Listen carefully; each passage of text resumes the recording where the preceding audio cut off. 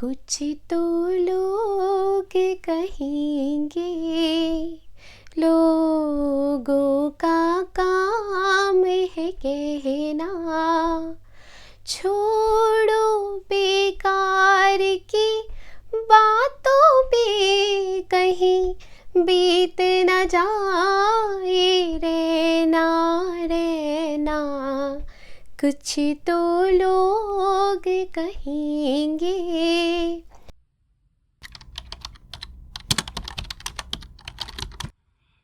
Namaste everyone, welcome back to my channel Live Your Life. I really hope that you all are living your life amazingly and I too am making the most of it. Hi, my name is Malika Sharma, an Indian girl living in Europe, an Irish country life in this motorhome. सबसे पहले thank you very much for giving a lot of love to my last video. That was my first official long video on YouTube और आप सब ने उसके ऊपर बहुत अच्छा रिस्पॉन्स दिया, उसके लिए थैंक यू अगेन। मैं जब भी वीडियो बनाती हूँ तो मैं ये सोच कर नहीं बनाती कि 50 लोग देख रहे हैं, मैं ये सोच के बनाती हूँ कि मुझे 50 लोग देख रहे हैं और आप सब मेरे लिए बहुत स्पेशल हैं और मेरे हार्ट के बहुत करीब हैं, क्योंकि आप सब इस जर्नी में बहुत स्टार्टिंग से ही मेरे साथ जुड़ चुके हैं। And trust me guys, I have a lot of gratitude in my heart towards all of you. Thank you.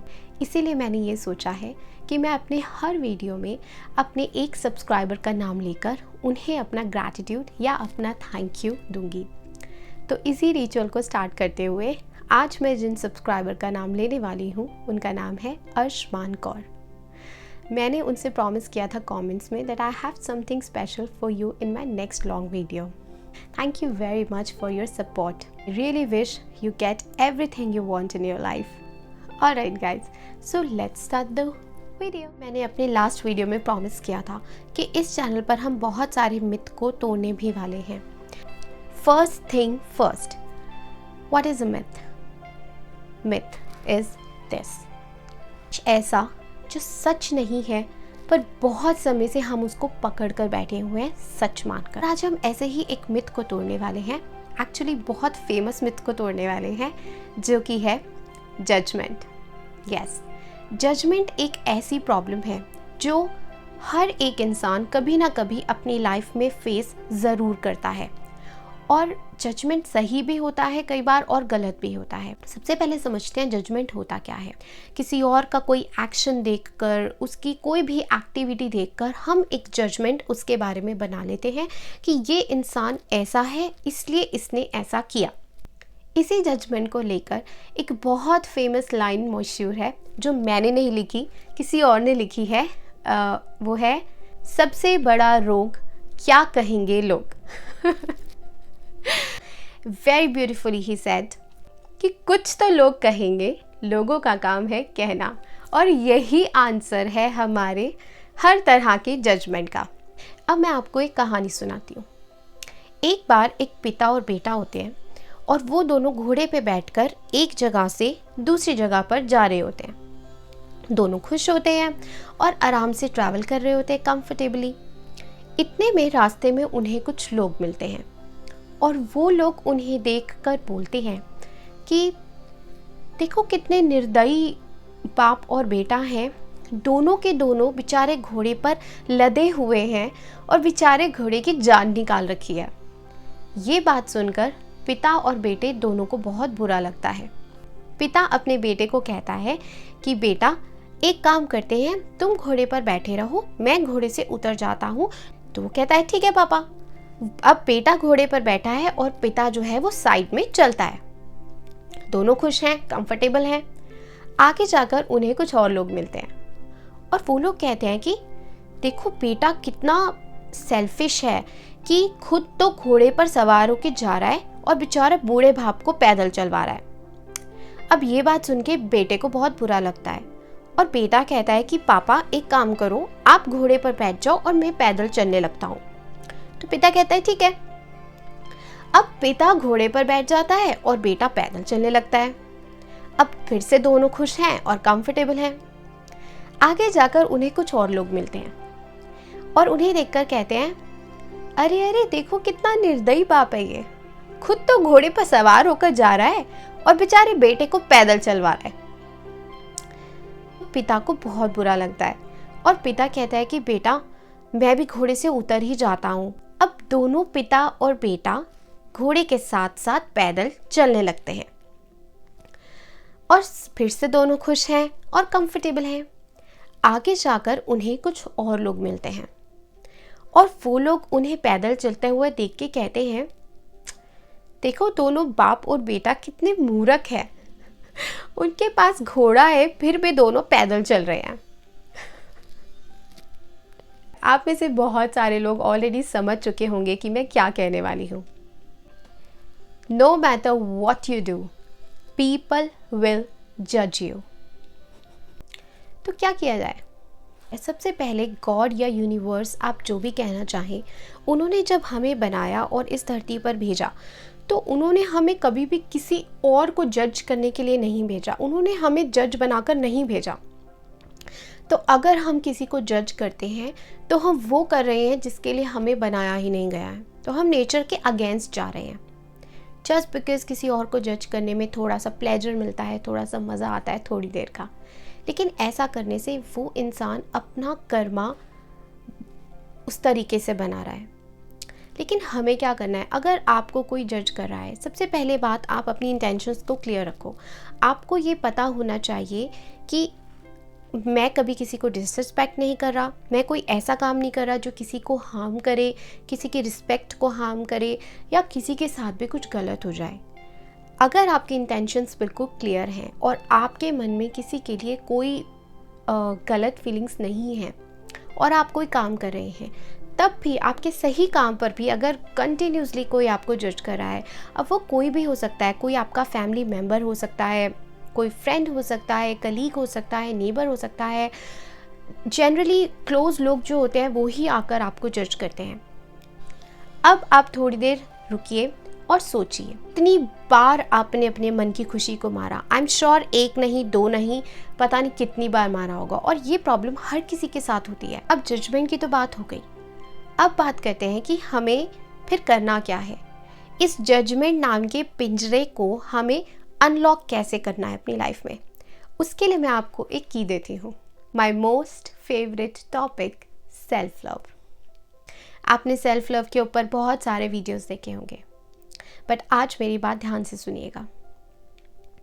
Self love सिर्फ ये नहीं होता कि आपने क्रीम्स लगा ली, आपने बाल बना दिए और आप ब्रांडेड कपड़े पहनते हो, आप एक अच्छी गाड़ी चलाते हो, आप सेल्फ लव हो गया। This is not self love. ये आपका एक छोटा सा पार्ट है सेल्फ लव का, बट सेल्फ लव असल में ये नहीं है। सेल्फ लव होता है सेल्फ केयर, जिसके ऊपर मैं एक पूरा वीडियो बनाऊंगी कुछ समय बाद। वो स्टार्ट होता है सेल्फ रिस्पेक्ट से, सेल्फ कॉन्फिडेंस से। आप खुद को कैसे देखते हो, दूसरे की नज़रों से नहीं, उनकी जजमेंटल नज़रों से नहीं, अपनी नज़रों से जब आप खुद को देखते हो, that is true self love. आप याद करो लास्ट टाइम आपने खुद को अपनी नज़रों से कब देखा था। अगर कोई कहता है तुम मोटे लग रहे हो, तो हम, चाहे मुझे लगता हो कि ज़्यादा मुझे इतना ही अच्छा लगता है, पर मुझे अचानक से मैं मोटी लगने लग जाऊंगी बिकॉज किसी ने मुझे जज करके बोल दिया था तुम मोटी लग रही हो। अगर किसी ने बोल दिया कि अरे छोटे बाल तो अच्छे नहीं लगते लड़कियों पे, चाहे मुझे अच्छे लगते हो बट मुझे सडनली अच्छे नहीं लगने लग जाएंगे। दैट्स बिकॉज हम अपने आप को किसी और की नज़रों से देख रहे हैं, राइट? ये चैनल स्टार्ट करने का मेरा पर्पस ये है, to bring you back to the happiness, जो कहीं ना कहीं सबकी लाइफ में पीछे छूट जाती है।